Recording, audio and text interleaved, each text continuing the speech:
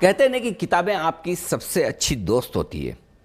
जितनी पढ़नी है पढ़िए, बहुत जानकारी मिलेगी, बहुत इन्फॉर्मेशन मिलेगी। लेकिन अगर सब कुछ आप किताबें पढ़कर ही समझ जाएं, सीख जाएं, तो फिर स्कूल कॉलेज जाने की ज़रूरत क्या है। जी हाँ, जानकारी मिल सकती है, लेकिन अगर ज्ञान लेना हो तो आपको ज़रूरत पड़ती है गुरु की। और वो भी ऐसे गुरु जिन्होंने न सिर्फ अपनी अच्छी खासी पढ़ाई की है, बल्कि पूरा अनुभव आपके सामने वो रखते कि उन्होंने क्या सीखा है, कैसे सीखा है, और उनकी जो कुछ भी सीख है उनसे आप कैसे सीखें। जी हाँ, इक्विटी गुरुकुल में हम हर हफ्ते आपको मिलवाते हैं ऐसे ही कुछ खास गुरुओं से जिन्होंने वाकई में बाजार में काफ़ी कुछ सीखा है और वो सीखकर आपको सिखाने के लिए तैयार है। और हमारे साथ हैं मोतीलाल ओसवाल फाइनेंशियल सर्विसेज के चेयरमैन और जॉइंट फाउंडर रामदेव अग्रवाल साहब। रामदेव सर, स्वागत है आपका जी विदेश पर। इक्विटी गुरुकुल में आने के लिए बहुत बहुत शुक्रिया। ये वाकई में ऐसी पाठशाला है हमारी जहाँ पर मैं नाम लेता हूँ कि हम दर्शकों को बता रहे हैं, सिखा रहे हैं कि बाजार के गुरुओं से आपको क्या सीखना चाहिए। लेकिन एक्चुअली और स्पेशली आपके साथ जब हूँ तो एक्चुअली मैं खुद सीखने आया हूँ कि आपसे जब जितनी बार मिलता हूँ मुझे कुछ ना कुछ नया सीखने को मिलता है। 40 साल आपको होंगे मेरे ख्याल से। 1980 से शुरुआत की थी आपने? 1980 से। और जितने गुरुओं का अब तक मैं इंटरव्यू कर चुका हूँ उसमें सबसे बड़े आप हैं जिन्हें 40 साल इस बाजार में हो गए। 40 साल बाजार में रहने के बाद कभी बोर नहीं होते आपने? यही एक पैशन है और उस पैशन का एक्चुअल में सबसे लकी मैं हूँ क्योंकि मेरा पैशन मेरा प्रोफेशन बन गया। तो मतलब 24/7 भी स्टॉक मार्केट का एक्चुअली मैं मोती को बोलते रहता हूँ कि बॉस ये सब थोड़ा मीटिंग और कम कर, मेरा थोड़ा मतलब डेटा और इसके ऊपर काम करने दे। You know I still want to read the balance sheet, I still मतलब अभी भी मैं चाहता हूँ कि कोई नया ट्रेंड पकड़ें, नया कोई पुस्तक से कोई नए तरीके से कंपनी देखने की ये करें। क्योंकि शेयर बाजार एक अथाह है, मतलब यानी जिसको दिखता है उसको दिखता है। वही कंपनी किसी दिखती है किसी नहीं दिखती है। यू नो इन्फोसिस किसी को दिख गया तो 94 में जैसे संजय भट्टाचार्य अपने थे वो उनको बिल्कुल 94-95 में वो जापान से होके आया तो उनको 100 करोड़ में वो कंपनी दिख गई जो अब लाखों करोड़ की हो गई है ना। उनको उस समय समझ में आ गया इसका फ्यूचर बहुत भयंकर है। तो वो अभी तक लेके बैठे हैं 20-30 साल तक। और जैसे मेरे को 95-96 में HDFC बैंक का समझ में आ गया कि ये बहुत बड़ा बैंक बनने वाला है और उसी कारण से उसमें से हमने काफ़ी पैसे कमाए। तो क्या होता है कि it's all about what you can see, मतलब बाजार में क्या दिख सकता है आपको और फिर आपको उसमें कन्विक्शन आ जाए और फिर पेशेंस कि भाई अच्छा ये पेशेंस जो धीरे धीरे डेवलप होता है। शुरू में जब हम चालू किए 87 में तो लाइक भैया खरीदे 30 रुपये 35 रुपये में 50 रुपये भाव गए, बहुत हो गया। 10 बाजार नखेगा डबल से पूछने का नहीं कौन सी कंपनी खरीदे क्या खरीदे। अब वो धीरे धीरे जो है ना वो समझ में आया कि हमने बहुत पहले बेच दिए, वही 100 गुना हो गया 200 गुना हो गया।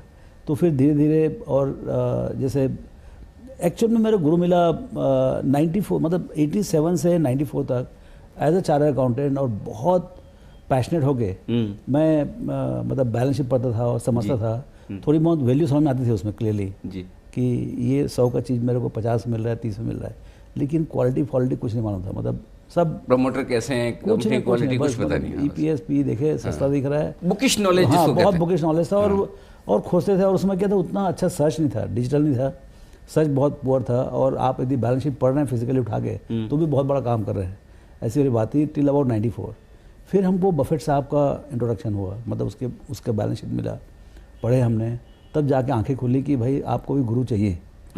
तो वो जो गुरु मिले वो गुरु दक्षिणा जो हुआ उसमें बहुत फ़ायदा हुआ। उसमें हमको एकदम क्लियर रास्ता मिल गया और उनके पीछे पीछे पद चिन्हों पे चलते चलते वो अमेरिका में चल रहे थे, हम यहाँ पर अपने देश में चल रहे हैं। बिल्कुल। और मैं हमारे दर्शकों से ये कहना चाहता हूँ कि अगर आपको वाकई में स्टॉक मार्केट में गुरु की ज़रूरत है, आपको इधर उधर कहीं घूमने फिरने ढूंढने की ज़रूरत नहीं, आपके सामने है। और हर साल जो नहीं बफेट साहब है ना, हाँ, बफेट साहब है ही है, लेकिन हमारे लिए हिंदुस्तान में आप बफेट है। और सबसे बड़ी बात आपकी हर साल जो वेल्थ क्रिएशन स्टडीज आती है वो रिपोर्ट्स लाजवाब होती है। और मैं उसको एक बार नहीं कई बार मैं 2 बार 3 बार पढ़ता हूँ, तब जाके मुझे पूरा उसका ज्ञान आत्मसात होता है। लेकिन एक चीज़ जो आपकी पूरी अब तक की यात्रा में मुझे समझ में आती है, जो मैं हमारे दर्शकों को सिखाना समझाना चाहता हूँ, 40 साल ये पैसे 40 साल में क्या इस वजह से बने आपके कि आप 40 साल तक बाजार में रहे, या फिर हर बार आपने ये कोशिश की कि कब मुझे खरीदना है, कब मुझे बेचना है? अरे इसमें तो मैंने 1 मिनट भी खराब नहीं किया। पता नहीं कहाँ समझ में आ गया था कि एक तो पहली बात क्या, देखिए आदमी का स्टार्ट कहाँ, एक तो हम तो सुपर ज़ीरो है चालू करने में, मतलब शुरू में कुछ नहीं था तो हमको पूरा सीखना था। घर में फार्मिंग थी तो वहाँ पर से कोई ऐसा पुरखौती, हमको कोई नॉलेज नहीं था स्टॉक मार्केट का, कोई बैलेंस नहीं आता था घर में, कोई बिजनेस का बातचीत नहीं होता था, सो एकदम कोरा था। अच्छा, पूरा एकदम कोई माइंड में किसान और खेती वाला मामला। हाँ एकदम। अच्छा। तो अपने यहाँ मुंबई में आया, पहली बार ऑडिट वर्क किए तो मानोपुरा सेंचुरी में समझ में आया, प्रीमियर ऑटोमोबाइल में समझ में आया कि इसके शेयर भी चलते हैं, वहाँ के फाइनेंस डिपार्टमेंट वाले लगे हुए थे काम पे, तो धीरे धीरे समझ में आते गया। फिर वो सीए में बैलेंस शीट पढ़ो ना जी, तो समझ में आता। तो क्या है कि आप जीरो से चालू करो ना तो एक बहुत उसका एक अलग तजुर्बा है। हर चीज़ सीखना है आपको, हर चीज़ सीखना है कि मतलब बैलेंस शीट कहाँ से लाना उसको भी सीखने का है, बैलेंस शीट को पढ़ना कैसे, उसको इंटरप्रेट कैसे करना और उसके बेसिस पे कितना खरीदना। अच्छा, पैसे आपका है नहीं, 0 मल्टीप्लाइड बाय एनीथिंग इज 0, तो आप कितना बड़ा ज्ञान ले आओ, लेकिन आपके पास स्टार्टिंग कैपिटल नहीं है तो आप कहाँ तक आगे बढ़ोगे। तो उसी कारण से आपको समय ज़्यादा लग जाता है। और उस समय था शायद गरीबी भी बहुत ज़्यादा थी कि मतलब सैलरी भी कितना मिलता था, 1-2 लाख रुपया साल का मिलता था, तो बचेगा कितना, 25-50 रुपया। अभी तो अच्छे बच्चों को 25-50 लाख रुपए स्टार्टिंग मिलती है। राइट। तो यदि वही उम्र में 25-27 साल की उम्र में जो ब्राइट बच्चे हैं जिनको शेयर बाजार में करियर बनाना है, वो तो पहले साल ही 10 लाख रुपए रहेगा उनके पास में, जो हमारे पास 10 लाख रुपए 5 साल के कमाई करने के बाद आया होगा। तो एक तो मतलब आप कितने पैसे से चालू करते हो और उसके ऊपर कितना आप मेहनत करते हो। मेहनत तो बहुत करनी पड़ती है शुरू में, मतलब बेतोड़ मेहनत करनी पड़ती है क्योंकि आपको कुछ भी नहीं मालूम है। और सीखते कैसे हो आप, जैसे जैसे आपको मार पड़ती है, समझे ना, मार पड़ने सीखते हो और जो बढ़ता है जहाँ सही होते हो वहाँ पर डबल ट्रिपल भी होता है, तो उससे आपको एक लालच भी बढ़ती है, डर भी आता है, लालच भी आती है। और वो फिर वो डर, अच्छा क्या होता है, जैसे जैसे आपको कॉर्पस बढ़ते गया, आपका पोर्टफोलियो बढ़ते गया, अब जैसे हजारों करोड़ हम चला रहे हैं तो इसमें लॉस भी मतलब छोटा सा लॉस भी 200-400 करोड़ रुपये हो जाता है। अब उस समय छोटा पैसा, मतलब लाख रुपए में लॉस भी हो तो क्या 2-4-5 हज़ार रुपये का लॉस होता था। तो क्या है, जैसे जैसे तो अब क्या है, अब लॉस करने की हिम्मत खत्म होती जा रही है क्योंकि अब लॉस का साइज बड़ा होता है। तो अब हम ऐसे देख रहे हैं कि एकदम फुल लॉस मत हो। यदि लॉस नहीं लेंगे आप तो प्रॉफिट भी थोड़ा कम ही होगा। करेक्ट। कहीं कहीं आप रिस्क कम लेंगे तो रिटर्न भी कम आएंगे। हाँ, थोड़ा सा कम होगा। सो लेकिन क्या है कि आपको ये समझना बहुत ज़रूरी है, जो अभी हम सीख ही रहे हैं, अभी मिस्टेक्स होते जाते हैं कि मतलब कहाँ नहीं जाने का। अच्छा, क्या नहीं खरीदना, क्या नहीं खरीदना है, क्या नहीं करने का, है ना। सो जैसे मैनेजमेंट विथ बैड इंटीग्रिटी, मतलब जो बदमाश मैनेजमेंट है, पहले मैं लगता था यार ये धंधा कर लिया, पैसा कमा लिया तो पी मल्टीपल थोड़ा कम ज़्यादा रहेगा लेकिन अपन जीतेंगे उसमें करके, ऐसा मेरा समझ था। लेकिन आखिरी में अब समझ में आ रहा है जो इस बार का वेल्थ कि भाई बदमाशों के साथ आपका उद्धार नहीं है। अच्छा, कहीं कहीं ले आकर गड्ढे में डालेंगे उनको।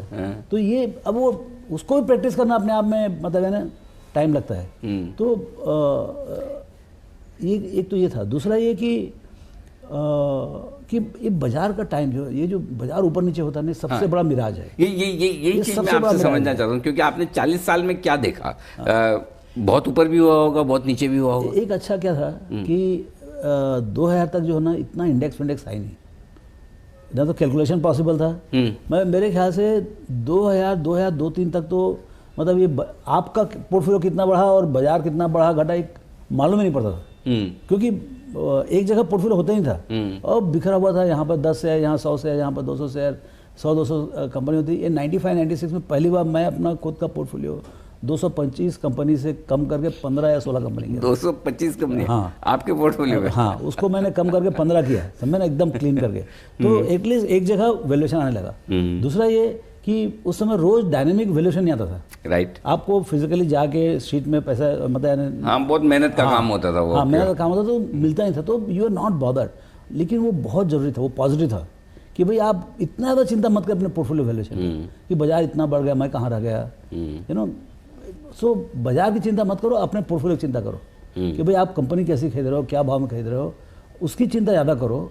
और उसका क्या बाजार आपको, आप जितना मेहनत किए ना उससे ज़्यादा मेहनत मिलेगा, उतना उससे ज़्यादा फल मिलता है। अच्छा। हाँ, आप यदि मेहनत से यदि कोई सही चीज़ खरीदे हो, अच्छी कंपनी रिजनेबल प्राइस में खरीदे हो और यदि कंपनी ग्रो हो रही है 15-20% से, आपको 25-30% रिटर्न। लेकिन खरीदे कब, ये भी तो बड़ा सवाल है। जिस दिन आपको समझ में आ गया उस दिन खरीदो आप। भाई हर कंपनी अलग अलग स्टेजेस में है। ऐसा नहीं कि सब कंपनी टॉप में है और सब कंपनी बॉटम में, ऐसा तो नहीं होता। भाई आज यदि इन्फोसिस, TCS बहुत बड़े हो गए हैं तो बहुत छोटी कंपनीज भी चालू हो रही हैं। आज यदि मान लो HDFC बैंक, कोटक बैंक सब लाखों करोड़ के हो गए हैं, 5-5, 7-7, 8-8 लाख करोड़ हो गए, तो छोटे बैंक भी चालू हो रहे हैं। एकदम ब्रांड न्यू लाइसेंस अभी 1-2 साल पहले भी मिला हुआ है, जो अभी जस्ट देयर ओपनिंग डोर्स, अभी तो ब्रेक इवन नहीं हुए हैं या ब्रेक इवन हो गए तो 1500, 200, 500 करोड़ कमा रहे हैं। तो ऐसे नए बैंक भी हैं।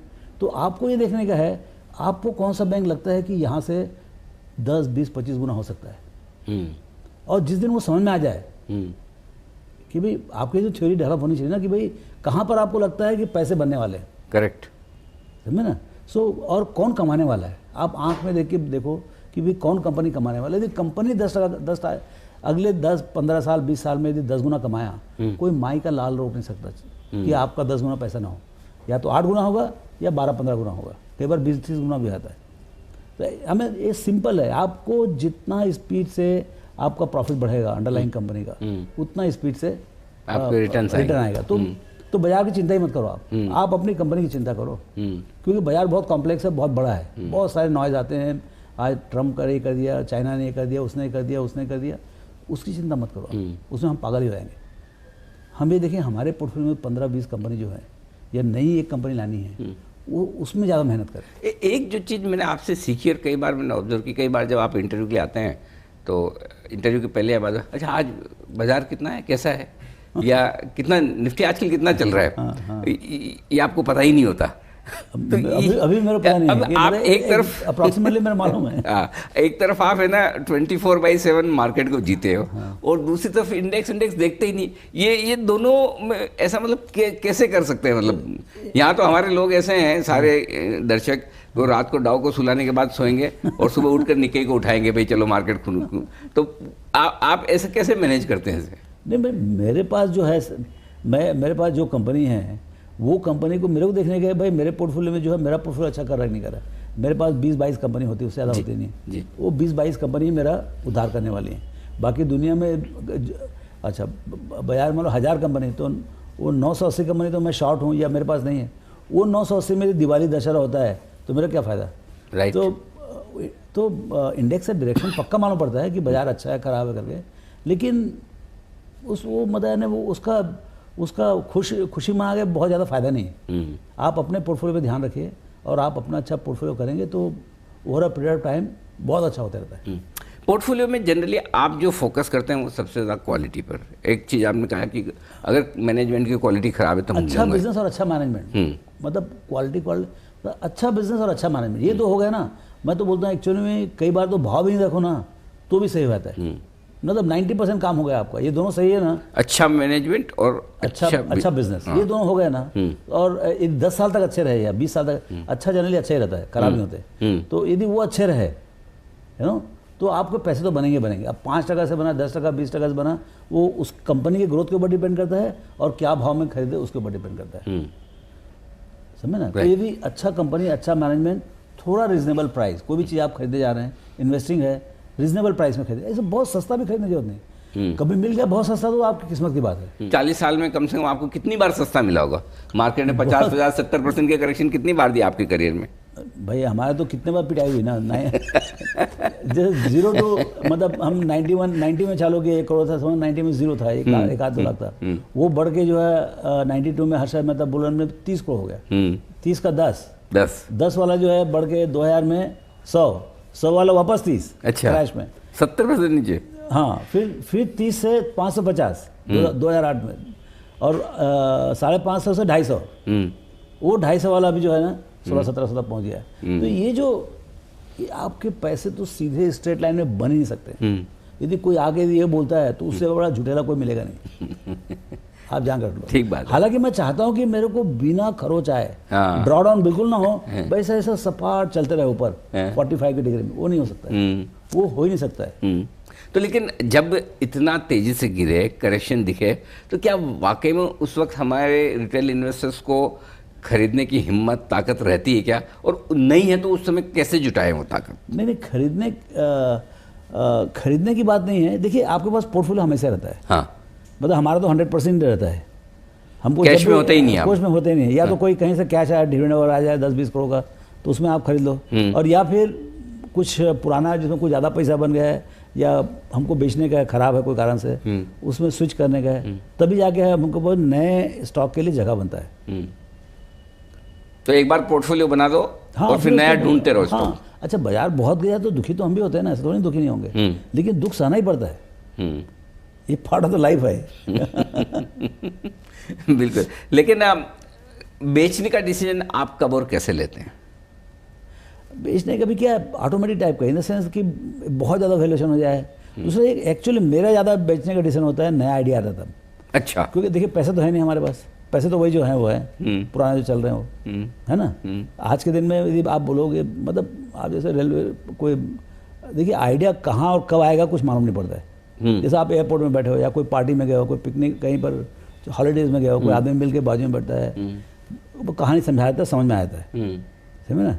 अब वो कोई इवन अब वो कहानी समझ में आ गई है, बहुत हमको लगता है यहाँ तो QGLP चारों है, हाँ, साक्षात है भगवान का, समझे ना। वो मतलब चल के आता है आइडिया, अब वो हो गया, अभी अब खरीदने का है, और खरीदने का तो कैसे खरीदेंगे, तो करो जगह बनाओ फिर, तो क्या, या तो फिर ट्रिम करो पूरा पूरा, या कोई ज़्यादा बहुत सक्सेसफुल हो गया हो, जो 5% खरीदे थे 7-8% हो गए, तो उसको चलो भाई आधा % निकाल दो वहाँ से, हाँ, ठीक। या कोई यार ये 25वां कंपनी हो रहा है, इसको निकालो दूसरा लेके आओ, इस टाइप का। सो कोई कारण से I have to create a space existing portfolio में, और उसी कारण से सेल होते हैं।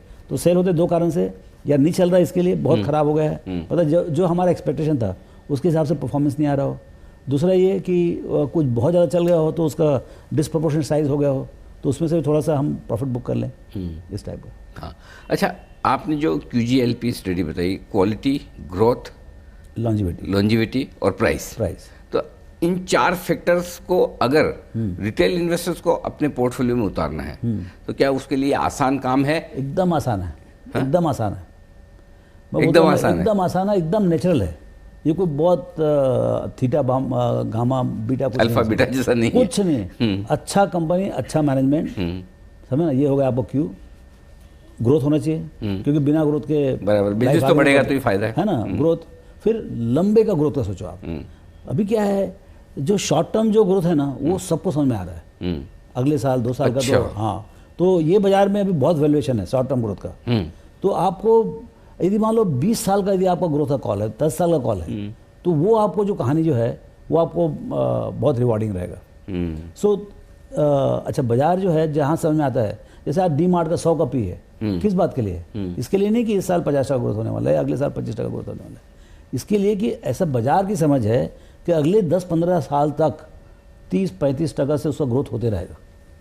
ठीक तो, बात है। हाँ, तो लेकिन ये आपकी समझ है कि आपको जो बाजार की समझ, बाजार जो बोल रही है वो बात में आपको विश्वास है कि नहीं, और या आपको उससे ज़्यादा विश्वास है। कई जगह क्या होता है, बाजार को लगता है कि ये कंपनी में दम नहीं है, या 5% ग्रोथ होगा, 10% ग्रोथ, लेकिन आपको समझ है कि ये कंपनी कोई कारण से ये 15 से 20-30% ग्रोथ होगी, और बड़े प्रेम से 10-15 साल तक ग्रोथ होगी।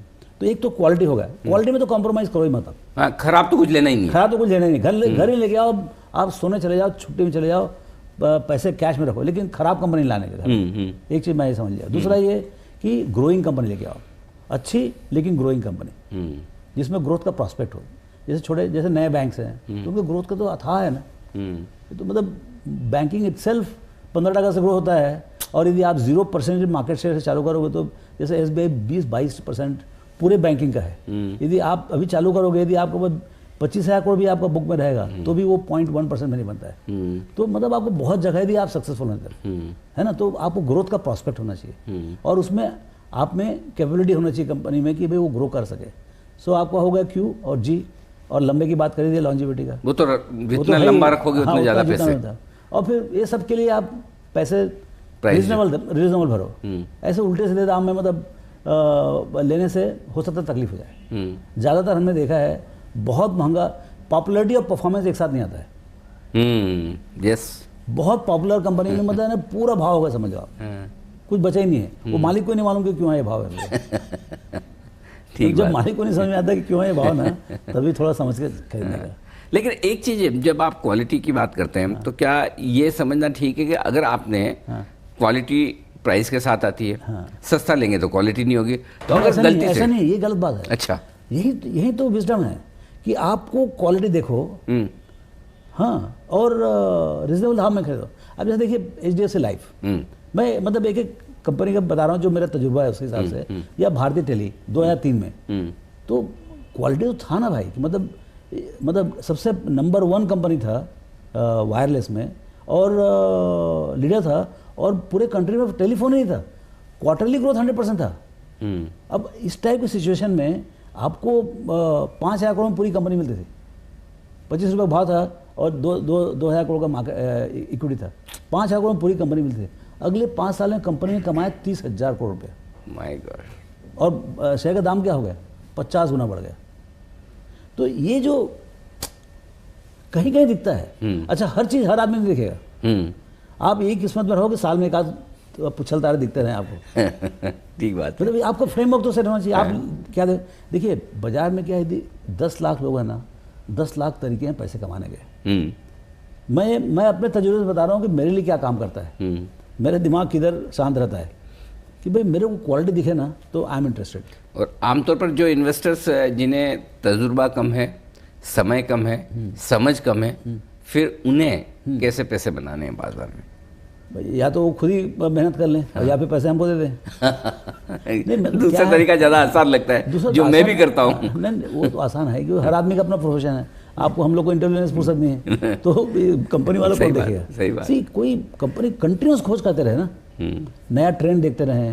जैसे अभी आया तो मैं रुचि शर्मा को सुन रहा था 1 घंटे का, कि भाई नया ट्रेंड क्या क्या है, कोई एक आध ट्रेंड तो समझ में आ जाए जिसके बेसिस पे हम कुछ आइडिया बनाएं। तो ये क्या है कि मतलब ये कंटिन्यूस सर्च है। कहाँ से आपको क्लिक होगा? हाँ, कहाँ से क्लिक होगा। अच्छा, आप अलग ढंग से करेंगे ना, तो ही आगे आपको नया आइडिया मिलेगा।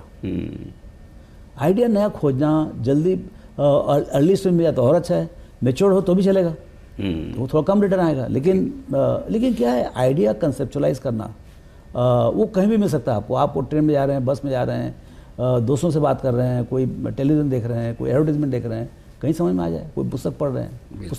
मेरे को पुस्तकों से बहुत आइडिया मिला, पढ़ कर वाकई में। हाँ, एक दो पुस्तक पढ़ो तो कुछ ना कुछ आइडिया मिलता है। हाँ, ठीक बात है। तो 2 चीज़ें सबसे खास, पहला, अगर आपको कोई भी शेयर खरीदना तो उसकी क्वालिटी बहुत बढ़िया होनी चाहिए, क्वालिटी कंपनी की, क्वालिटी मैनेजमेंट की। और दूसरा, ग्रोथ।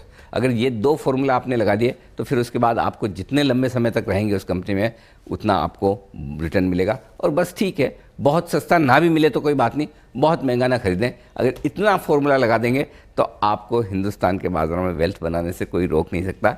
ये ज्ञान मिला है आज हमें रामदेव अग्रवाल साहब से। एक चीज़ और, जी सर, आप गलत हो गए जी, गलत भी हो सकते हो आप। यदि क्वालिटी सही है, मैं क्यों बोलता हूँ क्वालिटी जरूर है, यदि क्वालिटी है तो आपको एग्जिट है, आगे पीछे कभी न कभी हाँ, मौका मिलेगा। 10-20% नीचे बाहर निकल सकते हैं, जीरो नहीं होगा आपको पैसा। सही बात है। तो वो बहुत जरूरी है कि भाई आपको प्लान भी होना चाहिए कि भाई कुछ एक एग्जिट है। भाई गलती हो गया, गलती तो होने ही वाला है, वो भी पक्का है, गलती होगा तो भी आपका लाइफ सेफ है। ऐसा बिल्कुल। बहुत बहुत शुक्रिया सर आपका हमारे वक्त निकालने के लिए। और मैं उम्मीद करता हूँ कि हमारे दर्शकों को आज वाकई में इक्विटी गुरुकुल में आपसे बहुत कुछ सीखने और समझने को मिला होगा। तो आज की इक्विटी गुरुकुल में इतना ही, मिलेंगे आपसे फिर से। नमस्कार। आइए अब सुन लेते हैं कि निवेशकों को निवेश करते वक्त किन बातों को ध्यान में रखना चाहिए और किन से बचना चाहिए। क्या करें? शेयर की डिलीवरी, फंड ट्रांसफर में गड़बड़ी होने पर शिकायत जरूर करें। डीमेट या फिजिकल जिसमें ट्रेड करना है, ये ब्रोकर को जरूर बताएं। किसी भी मामले का निपटारा हो तो रीजनल इन्वेस्टर सर्विस सेंटर में शिकायत करें। क्या ना करें? गैर पंजीकृत ब्रोकर के साथ सौदा ना करें। शर्तें एवं नियम जानने के बाद ही कागजात जमा करें। अफवाहों और टिप्स के आधार पर ट्रेडिंग ना करें।